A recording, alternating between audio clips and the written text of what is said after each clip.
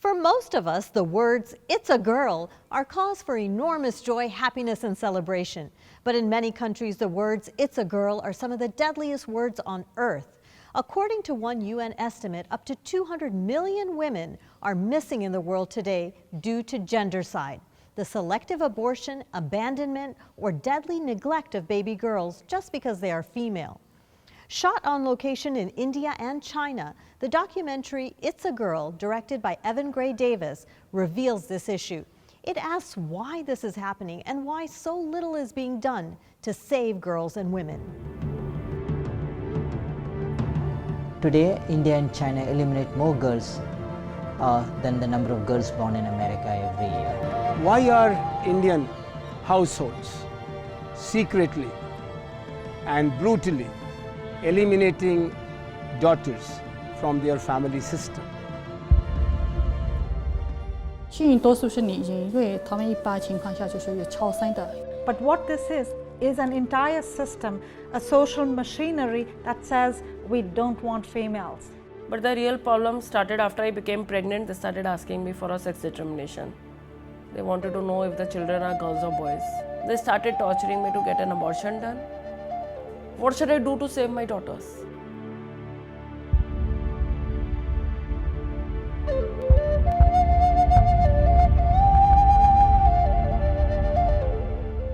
Director Evan Gray Davis traveled to 9 different countries to research how cultural traditions can lead to human rights atrocities. One of his stops, India. Evan was startled at what he found in relation to infanticide. This shocked me. When I came back from that trip, I did further research and really discovered the scope of what we call gendercide, this elimination, traditional practice of eliminating girls in preference for boys. The team came back from that trip and after researching it further, realized this is a story that really isn't being discussed. So we decided we were going to depart from that initial documentary and explore creating a film solely about gendercide, primarily focusing on India and China.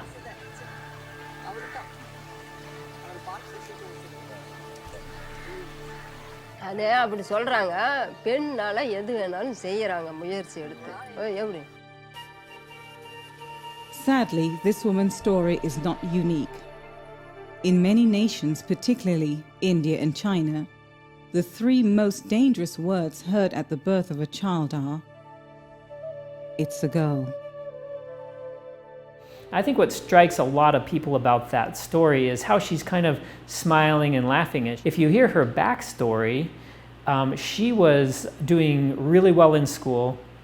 She had a lot of high hopes for her future. She wanted to finish her education, but it was determined by her family that she was to be given as a second wife to her sister's husband because her sister wasn't able to have children. And so she was married off to her sister's husband. Her sole purpose was to bear him a son.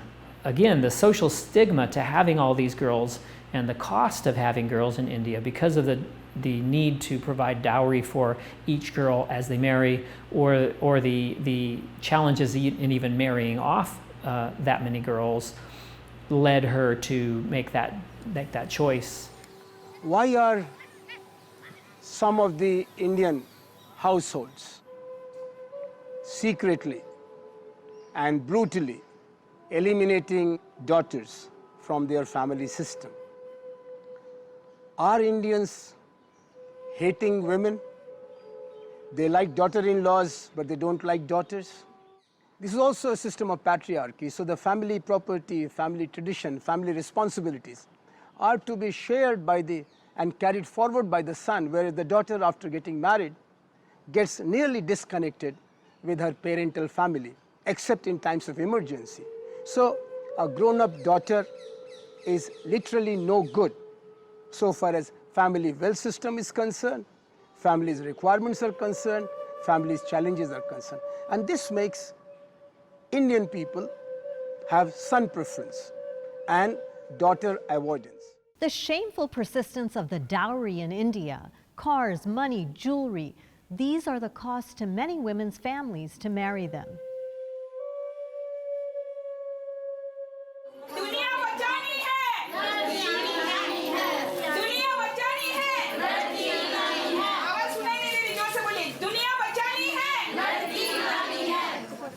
हमारे को तो कोई problem नहीं है लड़के या लड़की में, जेंट्स ही प्रॉब्लम करते हैं उसकी, हमारे को कोई इसकी सॉल्व करो, जा डोरी सिस्टम सॉल्व करो, भी समाज के लिए खत्म हो। एक बहुत बड़ा जिम्मेदार माना जाता है डाउरी सिस्टम, क्योंकि इसी की वजह से लड़की को बोझ माना जाता है। You're getting, foreign BMWs and Mercedes in dowry, but you'll have to give that also in dowry. So the logic for why feticide and infanticide are occurring today are actually more, it is really greed based.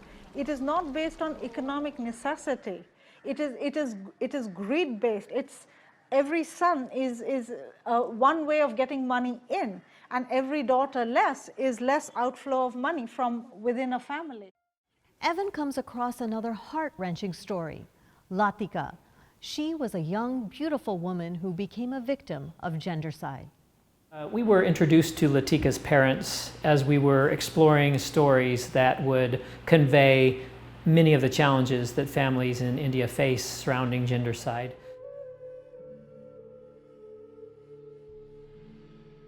अपनी बेटियों के मैं कहती थी भगवान इन्हें कुछ ना हो, ऐसे बोलती थी तभी भी। हमें बेटी से ज्यादा क्या नाम बेटे से ज्यादा बेटी पे खुशी है हमें बस। As their eldest daughter Latika got older, her parents worried she wouldn't find a man to marry. फिर उसे लड़का दिखाया तो पहले तो पसंद नहीं कर रही थी, फिर बाद में मैंने फिर कहने लगा मुझे अच्छा नहीं लग रहा है लड़का, मैं जिद करते रही नहीं अच्छा है लड़का बोल के। फिर वो कहने लगे जैसे आपको अच्छा लगता है वैसे ही मेरे को तो शादी करके तुम तो मुझे भगा ही रहे हो, मैं तो जाऊंगी। लड़की तो यूं भी बोलती थी कि तुम तो बोझ हटा रहे हो मेरे को अपने सर से। After the man agreed to marry Latika, Maya and Raju collected what they could to put together as a dowry. And so Latika and the man were married. Soon, Latika got pregnant and gave birth to a baby girl. This made Latika happy, but upset her husband. Then one day, Maya and Raju received word that Latika was in the hospital. तो इतने में जो गाड़ी चलाता है वो कहता है कि नहीं कि वो ना बहुत ज़्यादा सीरियस है, बोल नहीं पा रहे। तो मैंने सोचा ये कुछ छुपा रहे, फिर मैं रोने के अलावा कुछ भी नहीं, मैं खूब रोने लगे। By the time Maya and Raju made it to the hospital, it was too late. हमारे तो होश ही उड़ गए थे लड़की को देख के, झूठ कैसे बोला इन्होंने, ऐसे ऐसे दगेबाजी करी है हमारे साथ। ये जमीन बेच के हमने अपना पूरा आधा हिस्सा जमीन का हिस्सा पूरा बेच के सब कुछ दिया। Director Evan Gray Davis also investigated female feticide. It's a crime to abort a pregnancy solely because the fetus is female. Yet this is not stopping the masses from committing this terrible crime. More of It's a Girl after the break.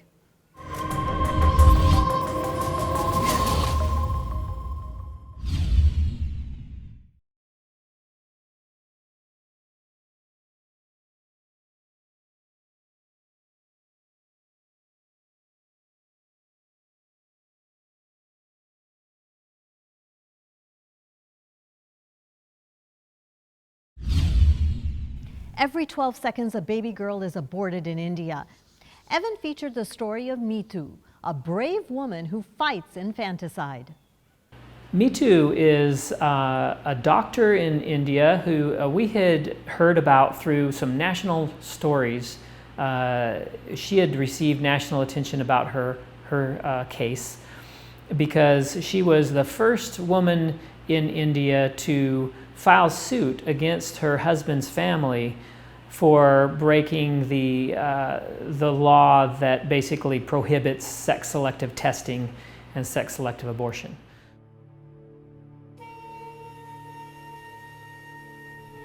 The pressure started the moment they came to know that I am carrying twins. The pressure started to get the sex determination test done. Mithu's husband and his mother demanded Mithu get an illegal sex determination test because they feared the twins would be girls. When Mithu refused, they locked her in her room. The next 3 days, I was not given anything to eat or drink. The only thing that was demanded was that they want a sex determination test done and abortion if both babies are females. Usually in such cases when women are pressurized, they give in. they feel that the lesser evil would be to terminate the fetuses. Because that way you are protecting your own family, you are protecting your marriage, and at some point of time you can give birth to the so-called, son, the one that is wanted, and in the process there would be one happy story and the bad stories would be forgotten. That is why the sex ratio in India has declined. Mithu's husband and his mother convinced the doctor to secretly perform an ultrasound. When the doctor did, the ultrasound revealed that Mithu's twins were both girls. The demands for abortion intensified. Now there were no demands for sex determination. Now the demand was for abortion. Ultimately, her husband, in a fit of rage, pushed her down a flight of stairs and, bleeding and injured, locked her back up in a room, hoping she would miscarry. She was able to escape finally and went to live with her parents. Ultimately, she had her twins, premature, very ill. They were in the hospital for a long time, but they survived and turned out to be healthy girls.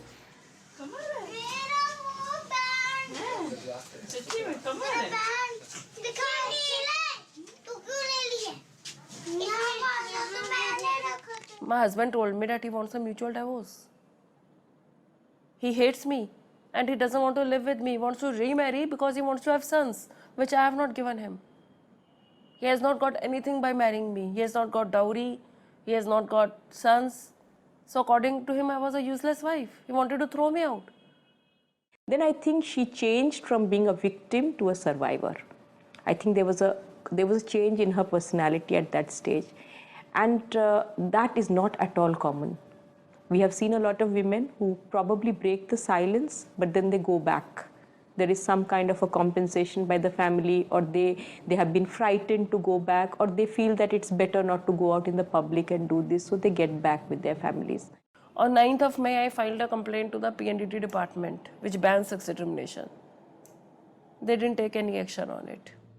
Fighting infanticide is an ongoing battle with a web of misconduct and ill intentions.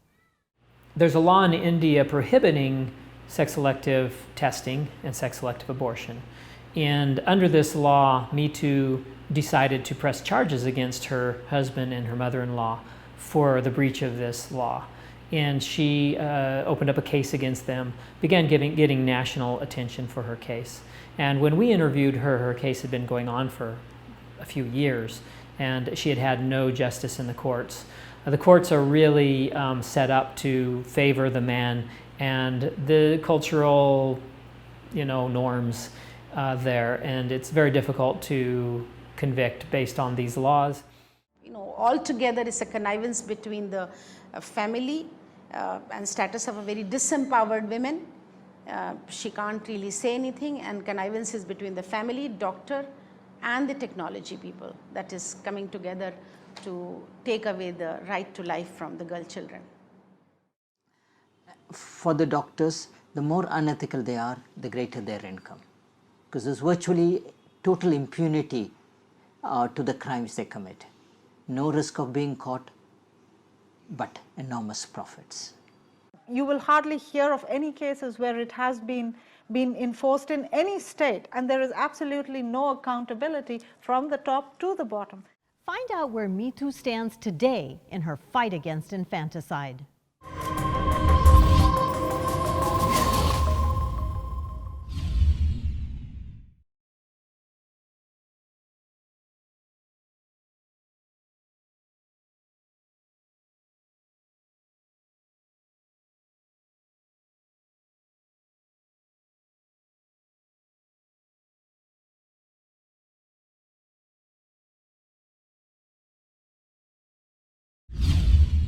Mithu was asked to abort her twins because they were girls. She was tortured and abused by her husband and in-laws, yet she stood strong, escaped, and gave birth to 2 beautiful girls. She fights an uphill battle to get justice.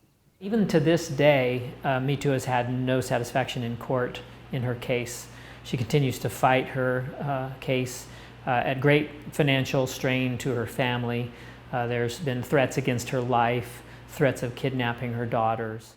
Mithu continues to plead with the government to prosecute her husband, who forced her to get the illegal ultrasound, as well as the doctor who performed it. Doctors make large sums of money for performing such ultrasounds, though, and the courts favor doctors and hospitals in such cases. This fight has been going on for years. What should I do to save my daughters? Where do I go from here?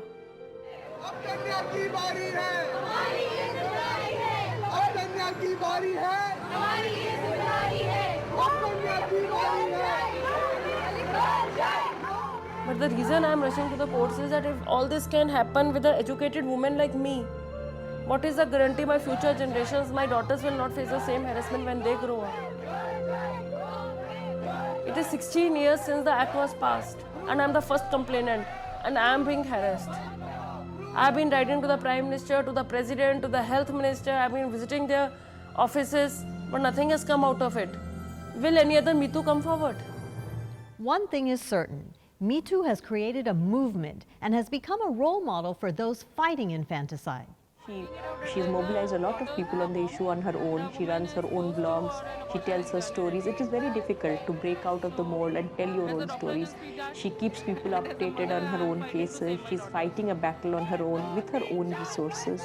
And she tries to build up public issues. But I think from a victim to a survivor to being the face of a campaign for missing girls, Mithu is a role model in many ways.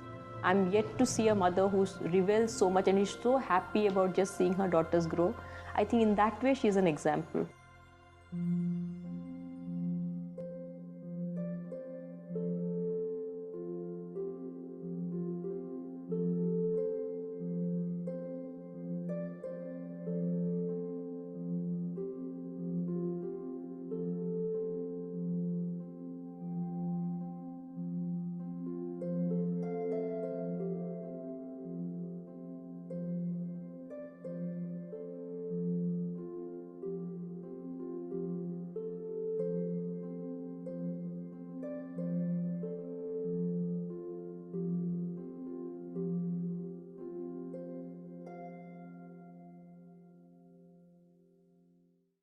The right to life, boy or girl, is a right that should not be debated. The right to life is it is what defines us as human. That as a human being, your most fundamental right is the right to life and existence, and it's unconditional. You don't ever justify why someone has the right to live. You know, like we do now with women. You know, the right to life it's an uncontested right. But the fact that we have to justify why women shouldn't be killed, that is a dehumanizing argument in itself. People like Evan with his film It's a Girl prove that we can come together as a community to fight gendercide and bring awareness to this horrendous act. The Invisible Girl Project is an organization based out of the U.S. that seeks to end the atrocity of gendercide in India. Invisible Girl Project gives us the opportunity to sponsor girls and support families who choose to keep their girls so that these girls have value and bring an economic benefit to the family. And so there's many ways people can be involved. Our Action in Screening campaign is such that anyone can hold a screening of It's a Girl in your community. So we've had, I think, nearly 700 screenings around the world in 20 countries so far, where people just like you brought the film to their community. Who can save the girl child? Can you? Just increasing awareness. I mean, just the fact that you're highlighting this issue on your show, Keys to Kismet, and other people that are really bringing exposure to the issue, it's so important. So really appreciate you covering this issue on your program and helping us to get the word out. So when you say something like, you show a picture of a little girl and you say save the girl child, and you have many people say that, yeah, save the girl child, who are we addressing? Who are we talking to? You know, who is going to save the girl child, and whom are you going to save the girl child from? You do not get to this scale without much of the population being involved in some way. Either it's happening in the families in terms of feticide, dowry violence, or they're involved in the police or courts, or they're turning a blind eye when it happens in their neighbor's house or their neighborhood. Everybody is involved, you know, perpetuating a system, turning a blind eye, allowing for it to continue. So it is, when you say save the girl child, who's listening? when you turn the mirror around, and unless we take a good hard look into our psyche, into our moral conscience, and you realize that as a nation we have need for examination, for shame and for change, you know, for actually confronting it within ourselves, nothing is going to change. You know, there needs to be an assumption of responsibility, that there is something that we have allowed to go horribly wrong, and we are each responsible for it.